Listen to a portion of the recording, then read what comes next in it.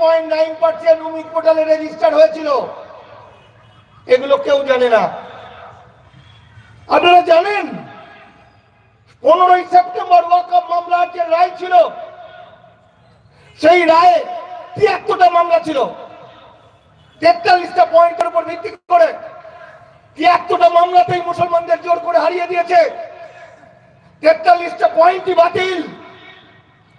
মাহমুদ মাদানী বললেন, সর্বভারতীয় বিখ্যাত নেতা মাহমুদ মাদানী বললেন, 4 লক্ষ ওয়াকফ সম্পত্তি অনিশ্চয়তার মুখে, 1,20,000 মসজিদ, 1,50,000 কবরস্থান।